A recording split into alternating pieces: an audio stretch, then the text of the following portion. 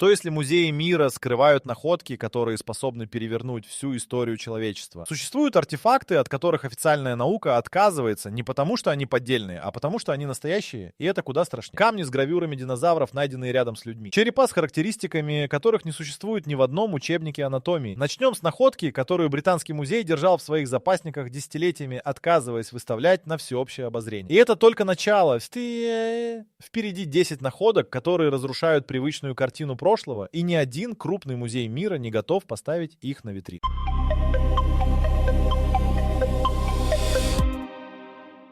Хрустальный череп, известный как череп Митчелла Хеджеса, был обнаружен в 1924 в руинах майянского города Лубаантун на территории современного Белиза. Его нашла 17-летняя Анна Митчелл Хеджес, дочь британского авантюриста Фредерика Митчелла Хеджеса. По ее словам, череп лежал под алтарем в самом центре разрушенного храма, и когда местные рабочие увидели его, они опустились на колени. Сам предмет весит 5 килограммов и вырезан из цельного куска горного хрусталя. Размер точно совпадает с размером настоящего человеческого черепа. Нижняя челюсть выполнена отдельно и крепится на специальных шарнирах. Она двигается. В 1970-м специалисты компании по производству оптики изучили череп и пришли к выводу, который их самих поставил в тупик. Поверхность отполирована до такой степени, что свет, попадающий снизу, распределяется внутри объекта и выходит через глазницы, создавая эффект свечения. Для создания такого объекта мастер должен был полировать хрусталь вручную на протяжении не менее 300 лет, без единого инструмента из металла, поскольку любой металлический контакт оставил бы микроцарапины на поверхности. Ни одной царапины обнаружено не было. Британский музей в 1968 провел собственный анализ и отказался включить череп в экспозицию. Официальная позиция – неопределенное происхождение. Это означает, что музей не смог ни подтвердить подлинность, ни опровергнуть ее. Смитсоновский институт в Вашингтоне, изучив образец в 80-х, заявил, что следы обработки указывают на использование современных ротационных инструментов. Однако конкретный инструмент так и не был назван, а дата изготовления осталась открытой. В 2008 Британский музей совместно со Смитсоновским институтом провел масштабную проверку нескольких хрустальных черепов из разных коллекций.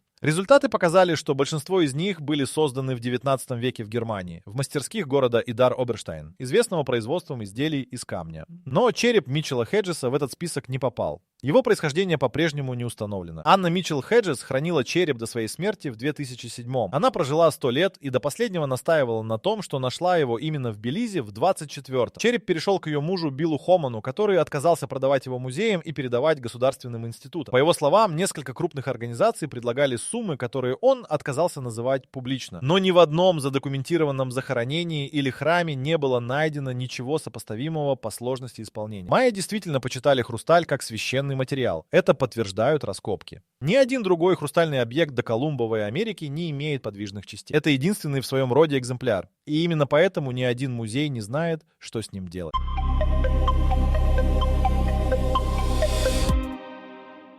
В 1936-м супружеская пара из техасского города Лондон, Макс и Эмма Хан, прогуливались вдоль берега реки Ред-Крик и заметили в известняковой породе деревянную рукоятку. Они решили, что это просто старый инструмент, застрявший в камне, и забрали находку домой. Только спустя несколько лет их сын отколол кусок породы и обнаружил, что внутри находится металлическое лезвие. Так был найден предмет, который сегодня известен как лондонский молот. Металлическая часть имеет длину около 15 сантиметров и диаметр 3 сантиметра. Деревянная рукоятка частично окаменела и срослась с известняком, окружавшим находку. Порода, в которую был замурован молот, датируется ордовикским или кембрийским периодом, по различным оценкам от 500 до 600 миллионов лет. Если молот действительно оказался внутри этой породы естественным путем, это означает, что металлические инструменты существовали задолго до появления человека на Земле. Химический анализ металла дал неожиданные результаты. Лезвие состоит из 96% железа с незначительными примесями хлора и серы. Никакого углерода в составе обнаружено не было. Современная металлургия знает, что железо такой чистоты крайне сложно получить даже с использованием промышленного оборудования. Средневековые и античные кузнецы работали с железом, содержащим значительную долю примесей. Именно они давали металлу прочность. Чистое железо, без углерода, мягкое и непрактичное как инструмент, что делает находку еще более странной. Геолог Джон Баумгартнер из Лос-Аламосской национальной лаборатории изучил образец в 80-х и подтвердил, что порода вокруг молота действительно древняя. Иными словами, молот мог оказаться замурованным в камень за несколько сотен, а не миллионов лет. Однако он указал на возможные объяснения. Минеральные воды в этом районе Техаса богаты известняком, и конкреции вокруг предметов могут формироваться значительно быстрее, чем принято считать. Смитсоновский институт отказался проводить независимую экспертизу предмета. Британский музей, несмотря на совпадение названия с городом находки, также не проявил интерес. Молот сегодня хранится в частном музее в техасском городе Глен-Роуз. том самом месте, где в XIX и XX веках были найдены следы динозавров, а рядом с ними отпечатки, которые часть исследователей принимает за человеческие следы. Владелец музея Карл Бо предлагал передать молот для углубленного анализа с использованием метода радиоуглеродного датирования. Однако радиоуглеродный метод применим только к органическим материалам. В данном случае к деревянной рукоятке. Дерево, частично окаменевшее и пропитанное минералами, дает искаженные результаты при таком анализе. Независимая датировка металлической части по-прежнему не проводилась ни одной государственной научной организации. Официальная наука придерживается позиции, что молот был изготовлен в XIX веке и каким-то образом оказался замурован в известняковую породу в результате местных геологических процессов. Эта версия не противоречит физике, но и не объясняет состав металла, не имеющего аналогов среди кузнечных изделий того времени.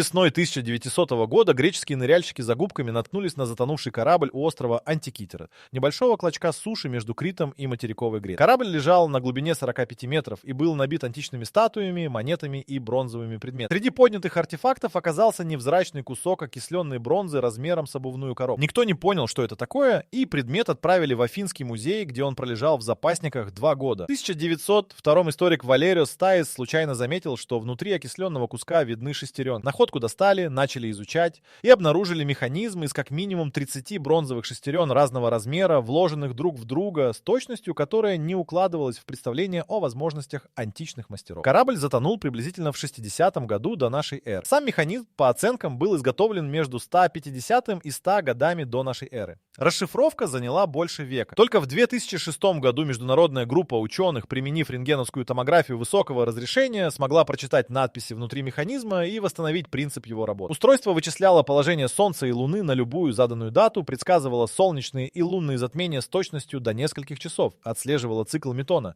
период в 19 лет, после которого фазы Луны повторяются в те же календарные даты, и фиксировало даты Олимпийских игр. Передняя панель показывала положение 5 известных тогда планет: Меркурия, Венеры, Марса, Юпитера и Сатурна. Механизм использовал дифференциальную передачу, принцип, который европейские инженеры официально изобрели в 16 веке нашей эры. Разрыв составляет около 1500 лет. Ни в одном античном тексте нет описания подобного устройства. Ни в одних раскопках за всю историю археологии не было найдено ничего сопоставимого по сложности из того же периода. Афинский национальный археологический музей хранит фрагменты механизма, но полной рабочей реконструкции в экспозиции нет. Несколько университетов создали копии, в университетском колледже Лондона в 2021 была представлена наиболее полная реконструкция, включающая планетарную систему. Для ее создания потребовалось использование современных фрезерных станков с числовым управлением. Воспроизвести механизм вручную античными инструментами команда не смогла. Вопрос о том, кто именно создал оригинал, остается открытым. Надписи на механизме указывают на связь с астрономической школой острова Родос, возможно, с кругом ученых, работавших вместе с Гипархом, величайшим астрономом античности, но даже если принять эту версию, она не объясняет, как мастера того времени изготовили шестеренки с точностью в 0,5 градуса, без оптических инструментов и измерительных приборов. Сложность механизма такова, что ряд историков техники прямо указывает: это не единственный экземпляр. Такое устройство не могло появиться как разовое изобретение. За ним должна стоять традиция производства, школа мастеров, накопленный опыт. Все остальные образцы этой традиции либо не сохранились, либо еще не найдены.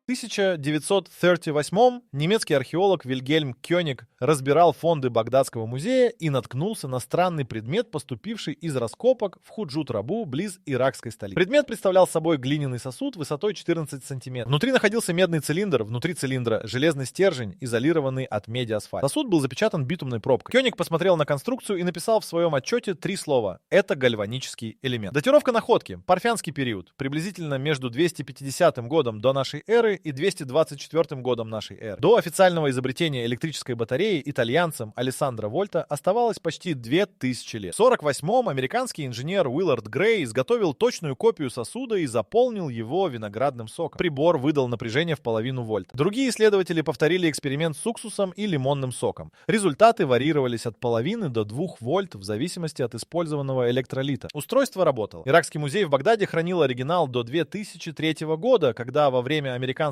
вторжения музей был разграблен. Багдадская батарея исчезла вместе с тысячами других экспонатов. Часть предметов впоследствии была возвращена, часть осела в частных коллекциях. Если музеи скрывают такие находки, то что еще они прячут от нас? Задумались об этом? Загляните на playprofit.com, где собраны все самые популярные нейросети по одной подписке. А сегодня при регистрации по ссылке в описании бонус 500 токенов. Судьба оригинального сосуда до сих пор неизвестна. Официальная наука предлагает несколько альтернативных объяснений. Первое. Сосуд использовался для хранения священных свитков. Медный цилиндр защищал папирус от влаги. Второе. Конструкция была частью ритуального предмета без какого-либо практического применения. Третье. Сходство с батареей случайное, и Кёник просто увидел то, что хотел увидеть. Ни одна из этих версий не объясняет, зачем внутрь медного цилиндра помещать железный стержень с изоляцией из асфальта. Это избыточно сложная конструкция для простого хранилища. В 80-х египтолог Арне Эггебрехт провел эксперимент, который официальная наука предпочла не заметить. Он собрал 10 копий багдадской батареи, соединил их последовательно и использовал полученный ток для золочения серебряной статуэтки. Процедура заняла несколько часов и дала результат, неотличимый от современного гальванического золочения. Эггебрехт указал, что египетские артефакты с тончайшим золотым покрытием, которое традиционно считалось нанесенным амальгамным методом, могли быть изготовлены именно таким способом. Примечательно, что в районе Худжут-Рабу было найдено не менее 10 подобных сосудов. Все они имели одинаковую конструкцию. Если это случайность или ритуальный предмет,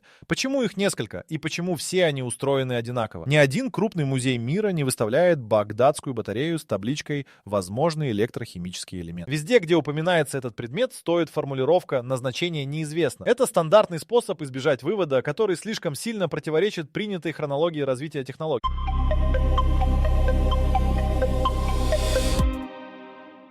В 1929-м турецкий военный историк Халил Эдхем разбирал старые фонды дворца Топкапы в Стамбуле и обнаружил среди забытых документов сложенный кусок газельей кожи. Развернув его, он увидел карту мира, датированную 918 годом по исламскому календарю, что соответствует 1513 году. Карту составил османский адмирал Пири Рейс, и на ней было изображено нечто, чего в 1513 году не должно было существовать. Вдоль нижнего края карты тянулась береговая линия, которую Пири Рейс подписал как Южный континент. Очертания этой береговой линии с поразительной точностью повторяют контуры Антарктиды, континента, официально открытого европейцами только в 1820 году. Но это не самое странное. Карта изображает Антарктиду без ледяного покрова. Такой, какой она была приблизительно 6000 лет назад, до наступления оледенения. В 1953-м американский картограф Арлингтон Мэллори сравнил карту Пири Рейса с данными сейсмической разведки, проведенной в ходе Международного геофизического года. Советские и американские ученые в 50-х годах впервые получили точные данные о рельефе антарктического дна под ледниковым щитом толщиной в несколько километров. Мэллори наложил эти данные на карту Пири Рейса и обнаружил совпадение береговой линии с точностью, которую он не смог объяснить случайно. В 1956-м Мэллори обратился к военно-картографической службе США с просьбой провести официальный анализ. Капитан Лоренцо Бурроуз, руководивший подразделением аэрофотосъемки, изучил карту и направил официальное письмо в университет Огайо. В письме он написал, что береговая линия на карте Пири Рейса соответствует подледному рельефу Антарктиды и что он не может объяснить, каким образом картограф 16 века получил эти данные. Сам Пири Рейс в пояснительных надписях на карте указал, что использовал при составлении около 20 источников, в том числе карты, восходящие к временам Александра Македонского, и документы из библиотек, к которым он имел доступ в Константинополе. Это означает, что он не наносил береговую линию самостоятельно, а копировал ее с более древних источников. Какие именно источники содержали изображение Антарктиды без льда, неизвестно. Критики указывают на несколько слабых мест в этой версии. Береговая линия на карте Пири Рейса в ряде мест не совпадает с реальными очертаниями Антарктиды. Есть значительные искажения в восточной части континента. Часть исследователей считает, что изображенный берег является не Антарктидой, а сильно искаженным южным побережьем Южной Америки, что было типично для картографии того времени. Проекция, использованная Пири Рейсом, была нестандартной, и ее интерпретация до сих пор вызывает споры среди историков картографии. Тем не менее, карта хранится в Стамбульском музее дворца Топкапы и открыта для изучения. Ни один крупный географический институт не выпустил официального заключения, окончательно объясняющего происхождение южной береговой линии. Карта существует, надписи Пири Рейса о древних источниках существуют, и совпадение с подледным рельефом существует, а исчерпывающего ответа нет.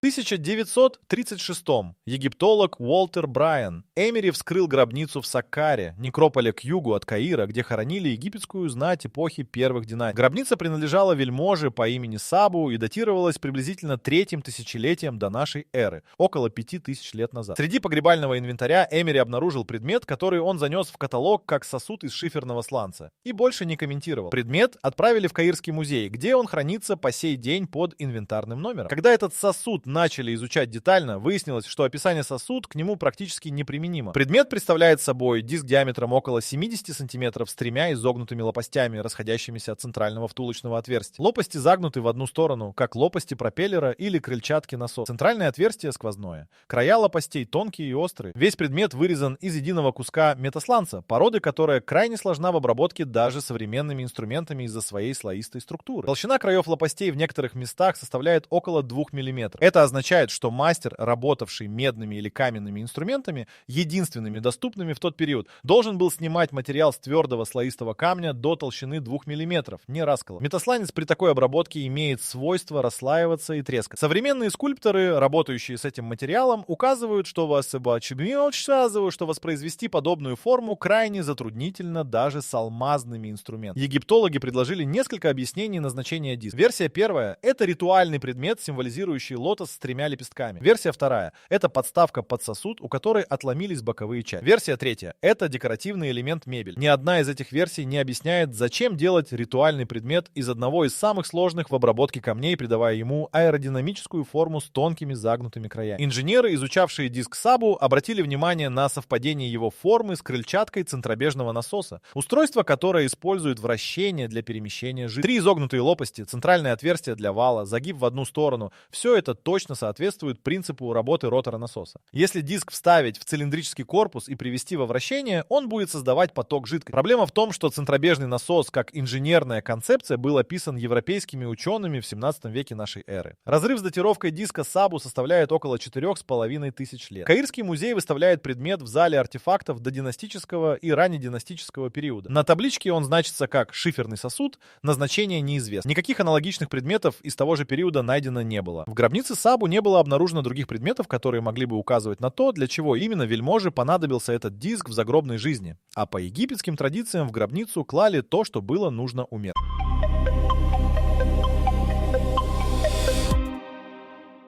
В 99 году, в разгар военного конфликта на Балканах, сербский крестьянин по имени Лазар Докич копал огород на своем участке близ города Косовска Митровица и наткнулся на твердый предмет на глубине около метра. Предмет оказался небольшой фигуркой высотой примерно 20 сантиметров, изображающей существо, сидящее в позе, напоминающей позу оператора за пультом управления. Руки фигурки вытянуты вперед и расположены на объектах, похожих на рукоятки или рычаги. Голова несоразмерно велика относительно тела, глаза огромные и миндалевидные, нос и рот едва намечены. Датировка, проведенная в Белградском университете, показала возраст фигурки от 6500 до 7000 лет. Что соответствует культуре Винча, одной из наиболее развитых неолитических цивилизаций Европы, существовавшей на территории современной Сербии. Культура Винча известна высоким уровнем керамики и наличием протописьменности, знаковой системы, которая до сих пор не расшифрована полностью. Внешний вид фигурки немедленно привлек внимание за пределами академических кругов. Миндалевидные глаза, большая голова, маленькое тело и поза с вытянутыми руками на рычагах — все это точно совпадает с описаниями, которые в 20 веке давали люди, сообщавшие о контактах с внеземными существами. Ряд исследователей предположил, что фигурка изображает пришельца или пилота летательного аппарата и окрестил ее космонавтом из Косово. Сербские археологи дали куда более сдержанное объяснение. Фигурки с преувеличенными глазами и головами — стандартная черта неолитической пластики Балкан и всего европейского неолита. Подобные изображения найдены в десятках мест от Румынии до Греции. Большие глаза в ритуальных фигурках часто связывают с культом плодородия или с изображением богини-матери. Поза с вытянутыми руками также встречается в других артефактах того же периода. Тем не менее, несколько деталей фигурки из Косовской Митровицы выбиваются из стандартного ряда. Объекты под руками фигурки имеют четкую прямоугольную форму с закругленными углами,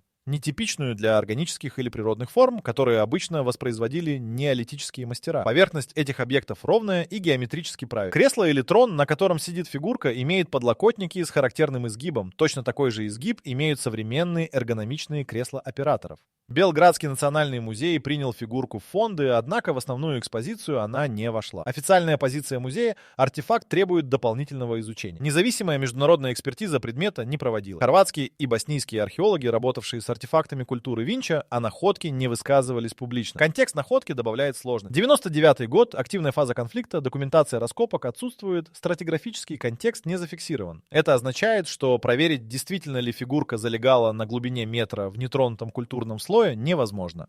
Без стратиграфии любая датировка остается предположительной, а история находки держится исключительно на словах одного человека. Именно поэтому предмет и не попал на витрину. Не потому, что он слишком необычен, а потому, что его происхождение невозможно верифицировать по стандартным археологическим протоколам.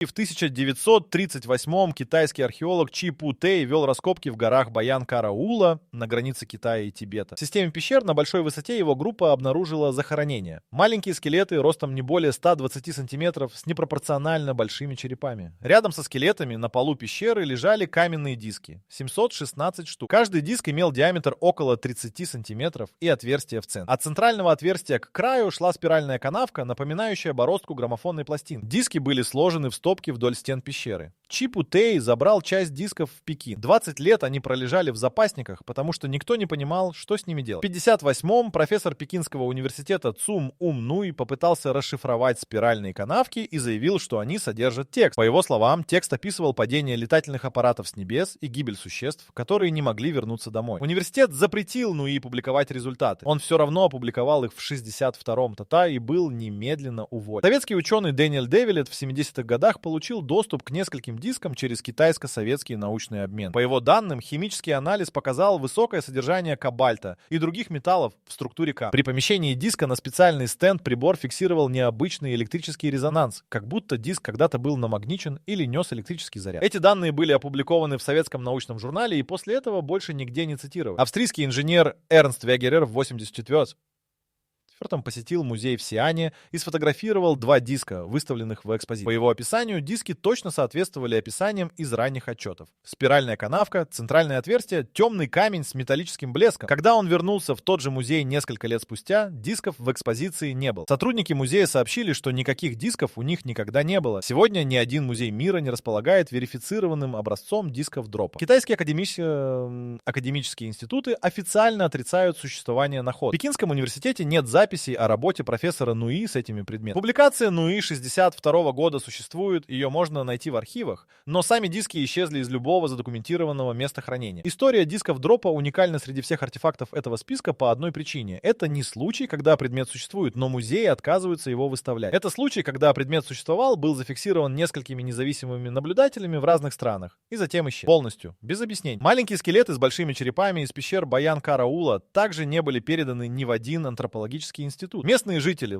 народность дропа, давшая название дискам, сохранили предания о маленьких существах, упавших с неба в древние времена. Эти предания записаны китайскими этнографами и существуют в архивах. Все остальное — диски, скелеты, результаты анализов — растворилось так, словно его никогда не было.